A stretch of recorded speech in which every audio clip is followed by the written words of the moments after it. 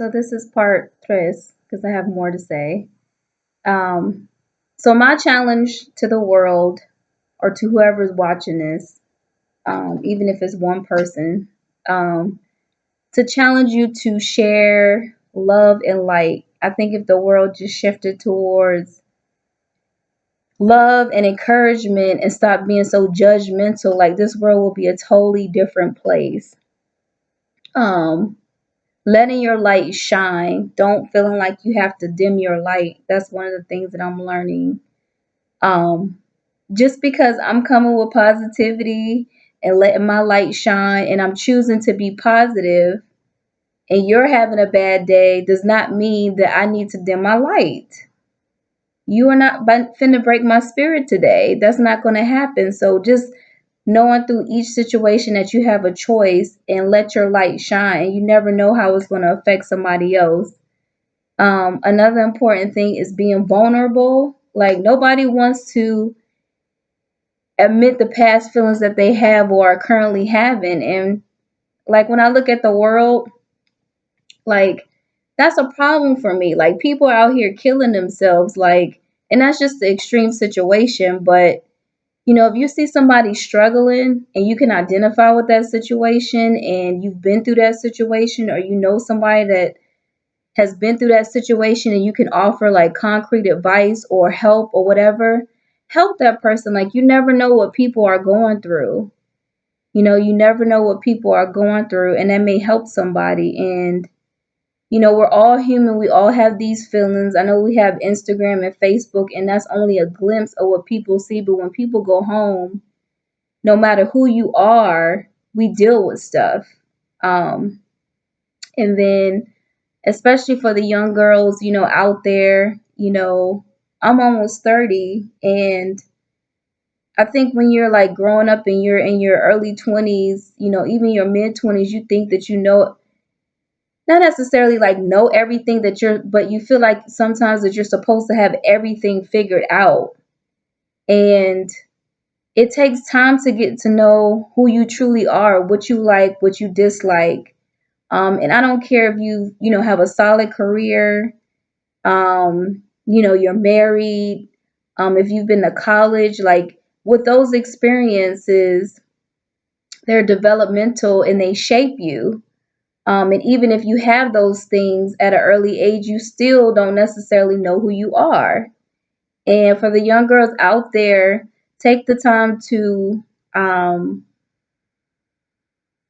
well, not necessarily young girls, but anybody, take the time to embrace the things that make you unique. When people say you are divinely made, by God, like when you actually think back and look at the things that are unique about you, or you think about yourself, or people tell you repeatedly, embrace that because that makes you different. It makes you unique. And that's a beautiful thing. So whether it's on the outside, whether you got the most beautiful smile or you got a gap between your teeth, or it's your confidence, or you have the ability to make people laugh, whether it's inside or outside, truly embrace those things. Because it definitely is a beautiful thing. And if you don't know, like start searching for it, so you can truly live your life. And I really pray that the world shows so much light or shines light and more love, because people are so judgmental. Like, I know for myself, like, I'm trying to get on the right track. I don't have time to be worrying about somebody else. Like, why is it the same people have negative things to say, never nothing positive, that your goal tries to break people down? Like, I'm a nurturer at heart. Like, even with my profession, you learn to be disciplined and lead a certain way. And throughout the years, I've learned to adapt, but I'm still like a nurturer. Like, I'm like, come on, guys, bring it in for a hug. Like, bring it in. And so for people to judge and intentionally break people down, that truly bothers me. Like, when people intentionally try to demean people and bring them down, that is a problem for me and it bothers me. So people need to really self-evaluate and realize what they're doing to people and look at themselves before they judge other people. And usually when they do that, it's something, going on at home or going on the inside or with themselves, that they feel like they have to do that. So for all the people um, that are struggling, like I said before, put those blinders on and do you. Do you and live your life, because nobody's going to live your life for you. You have to live your life. So you might as well have a good time living it, okay? And um, just know that you care about you and not necessarily everybody else cares about you. And that's the most important.